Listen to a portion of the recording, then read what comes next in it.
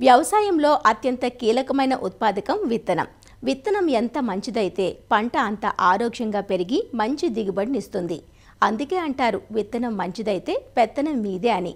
ఒకప్పుడు రైతులు తాము పండించిన పంట నుంచే విత్తనాన్ని సేకరించుకొని తరువాతి పంటకు వాడుకునేవారు. కానీ ఇప్పుడు పంట వేసే ప్రతిసారి విత్తనం కోసం కంపెనీలపై ఎక్కువగా ఆధారపడటం జరుగుతోంది.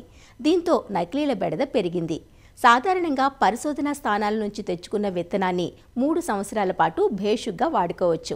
ఆనక కొత్త విత్తనాన్ని తెచ్చుకుంటే సరిపోతుంది. వరిలో సూటి రకాలనే ఎక్కువగా సాగు చేస్తారు కాబట్టి సూటి రకాల విత్తనోత్పత్తి చాలా తేలిక.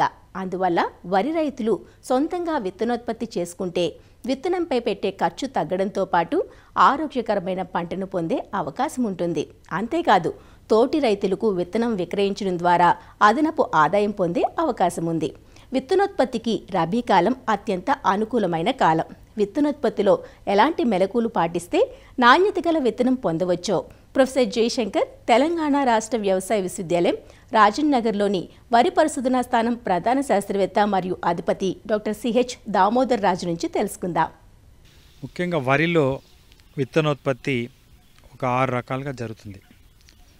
ముఖ్యంగా యూనివర్సిటీస్ ద్వారా, అదేవిధంగా ప్రభుత్వ రంగ సంస్థలైన టీఎస్ఎస్డిసి, ఏపీఎస్ఎస్డిసి, తర్వాత ఎన్ఎస్సి ఇలాంటి ప్రభుత్వ రంగ సంస్థల ద్వారా మరియు సొసైటీస్ ద్వారా, అంటే ముల్కనూరు సొసైటీ, పురండ్ల సొసైటీ, గట్టుదేనపల్లి సొసైటీ ఇలాంటి సొసైటీస్ ద్వారా కూడా విత్తనోత్పత్తి జరుగుతుంది. అదేవిధంగా వివిధ ప్రైవేట్ కంపెనీలు, మల్టీనేషనల్ కంపెనీలు కానీ, దేశీయ కంపెనీలు కానీ, రాష్ట్రీయ కంపెనీలు కానీ వారు కూడా విత్తనోత్పత్తి చేస్తారు. అదేవిధంగా మనము రైతు స్థాయిలో కూడా విత్తనోత్పత్తి జరుగుతుంది. ఔత్సాహిక రైతులు విత్తనోత్పత్తి చేసి మరి తోటి రైతులకు విత్తనాలు అమ్ముతూ ఉంటారు. మనం వరిలో విత్తనోత్పత్తి చేసేటప్పుడు ఎలాంటి మెలకువలు పాటించాలి?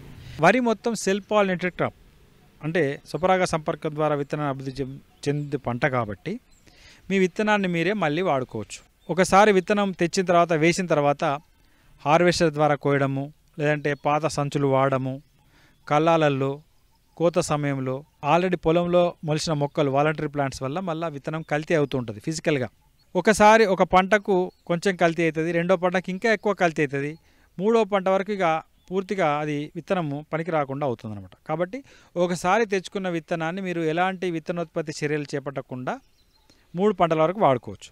ఒకవేళ మీరు కొన్ని మెలకువలు పాటించి, కొన్ని జాగ్రత్తలు, విత్తనోత్పత్తిలో చేయవలసిన జాగ్రత్తలు పాటించినట్లయితే మీరు ఎన్ని పంటలకైనా రైతులు వారి విత్తనం వారే వాడుకునే అవకాశం ఉంది.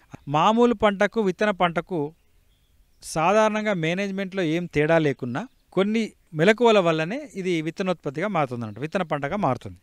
మామూలు పంట ఎలాగా చేస్తామో విత్తనోత్పత్తి కూడా అలాగనే చేయాలి. అయితే మీరు చేయవలసిన ముఖ్యమైన విషయం ఏంటంటే వేర్పాటు దూరం. వరిలో మాత్రం ఒక 3 మీటర్లు డిస్టెన్స్ ఉంటే సరిపోతుంది. మొదట సోర్స్ విత్తనము ప్యూర్ విత్తనం తీసుకోవాల్సి ఉంటుంది. అంటే ఎలాంటి ఫిజికల్గా కల్తీ లేని జన్యు స్వచ్ఛమైన విత్తనాన్ని మనం తీసుకోవాలి మొట్టమొదటగా. ముఖ్యంగా యూనివర్సిటీస్లో అమ్మే బ్రీడర్ సీడ్ కానీ, ఫౌండేషన్ సీడ్ కానీ తీసుకుంటే మంచిది. అది తీసుకున్న తర్వాత మీరు మామూలు పంట ఎలాగా సాగు చేస్తారో దీన్ని కూడా అలాగనే సాగు చేయాలి. అయితే ముఖ్యంగా పూత దశ చాలా ముఖ్యమైన దశ అన్నమాట. ఈ సమయంలో మీకు వేరే రకం ఏవైనా బెరుకులు ఉన్నట్లయితే గుర్తించే అవకాశం ఉంటుంది. ముఖ్యంగా ఎలాంటి కేలీలు కానీ, బెరుకులు కానీ, ఇతర రకాలు కానీ వస్తాయంటే, పొలంలో మీరు వేసిన పొలంలో గత సీజన్లో వేరే రకం వేసినట్లయితే అవి సెల్ఫ్ సోన్ సీడ్, అంటే వాటంతట అవే మొలిసే విత్తనాలు, వాలంటరీ ప్లాంట్స్ అంటాము, అవి వచ్చే అవకాశం ఉంటుంది. తర్వాత మీరు వేసే విత్తనంలో ఏమన్నా 1% కానీ 2% కానీ కల్తీలు ఉన్నట్లయినా అవి వచ్చే అవకాశం ఉంటుంది. ముఖ్యంగా ఈ పూత దశలో వీటిని గుర్తించి వీటిని తీసివేయాలి. ఎత్తు ఉన్న మొక్కలు, అంటే మనం వేసిన పంట కన్నా ఎక్కువ ఎత్తున్న మొక్కలు, మనం వేసిన రకానికన్నా తక్కువ ఎత్తున్న మొక్కలు, ముందుగా పుష్పించిన మొక్కలు, ఆలస్యంగా పుష్పించిన మొక్కలు, వీటిని గుర్తించి మనం తీసివేయాలి. దీన్నే రోగింగ్ అంటాం. అంటే కేలీల ఏరివేత లేదా బెరుకుల తీసివేత లేదా ఇతర రకాలను తీసివేయడం అన్నమాట. తర్వాత గింజ ఫామ్ అయ్యే ముందు కూడా ఆ గింజ యొక్క నాణ్యతను బట్టి, అంటే మామూలుగా సన్న రకాలలో దొడ్డు రకం వచ్చినా, దొడ్డు రకాలలో సన్న రకం వచ్చినా వీటిని గుర్తించి మనం ఏరివేయాలన్నమాట.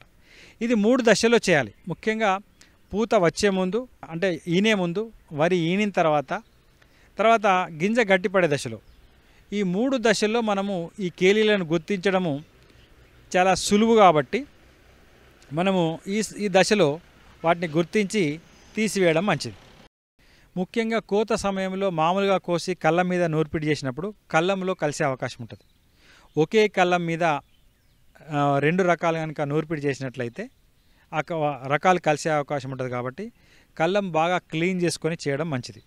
తర్వాత మీరు బ్యాగింగ్ చేసేటప్పుడు ఆ పాత బ్యాగులు వాడినప్పుడు కూడా ఆ పాత బ్యాగులో ఇరుక్కున్న ఇతర విత్తనాలు కల్తీ అవకాశం ఉంటుంది. కాబట్టి విత్తనోత్పత్తిలో మీరు కొత్త బ్యాగులు వాడడం అన్నది శ్రేష్టం. ఇంకొకటి బెరుకులు కలిసే అవకాశం ఎక్కడ అంటే కోత సమయంలో ఒకవేళ హార్వెస్టర్ వాడినట్లయితే హార్వెస్టర్ ద్వారా కూడా విత్తన కల్తీ అయ్యే అవకాశం ఉంటుంది. కాబట్టి హార్వెస్టర్ వాడినప్పుడు మనము హార్వెస్టర్ను పూర్తిగా క్లీన్ చేసిన తర్వాతనే వాడాలి. లేదంటారు మీరు హార్వెస్టర్ వాడినప్పుడు మొదటిసారి కోసిన ఒక మడి విత్తనాల్ని విత్తనంగా తీసుకోకుండా దాన్ని మామూలు పంటగా పక్కకు పోయాలి. ఆ విధంగా మనము హార్వెస్టర్ ద్వారా వచ్చే కల్తీని మనం అరికట్టవచ్చు. ఇంకొక ముఖ్యమైన విషయం గమనించాల్సింది రైతులు ఏంటంటే విత్తనోత్పత్తిలో విత్తనం చేసిన తర్వాత అది మళ్ళీ నెక్స్ట్ సీజన్కి వాడతాం. వెంటనే ఆ సీజన్లో వాడే అవకాశాలు తక్కువగా ఉంటాయి. ఎక్కువ శాతం మనము ఈ సీజన్లో చేసిన విత్తనం వచ్చే సీజన్లో నెక్స్ట్ సీజన్లో వాడే అవకాశం ఉంటుంది. పోనీ వెంటనే కూడా ఖరీఫ్లో ఇది రబీలో కూడా వాడే అవకాశం ఉంటుంది. కాబట్టి రైతులు ఏంటంటే ఈ విత్తనము ఉత్పత్తికి చేసిన పంటలో మాయిశ్చర్ పర్సంటేజ్ ముఖ్యమన్నమాట. అంటే దాదాపు 12 నుంచి 13% వరకు మాయిశ్చర్ తగ్గించి, అంటే బాగా ఎండబెట్టాలన్నమాట.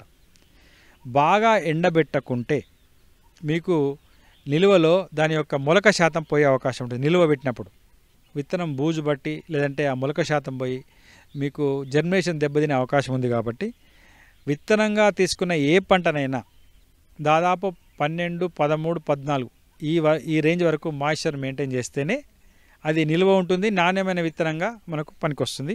తర్వాత జర్మినేషన్ కూడా బాగా ఉంటుంది. కాబట్టి బ్యాగింగ్ చేసేటప్పుడు కానీ విత్తనం నిల్వ ఉంచినప్పుడు కానీ ఇలాంటి విత్తన శుద్ధి అవసరం లేదు వరిలో. ఈ ముఖ్యమైన మెలకువలు పాటించినట్లయితే రైతులు తమకు తాము విత్తనాన్ని తయారు చేసుకోవచ్చు.